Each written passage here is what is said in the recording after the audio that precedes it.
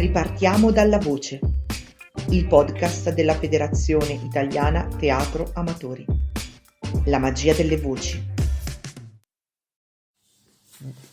Testo da Delitti esemplari di Max Aub. Scheda 342. Cognome e nome del malato. Agrasotto Luisa. Età 24 anni. Luogo di nascita Veracruz. Diagnosi: eruzione cutanea di origine presumibilmente polibacillare. Cura: 2 milioni di unità di penicillina. Risultato: nullo. Osservazioni: caso unico, refrattario, senza precedenti.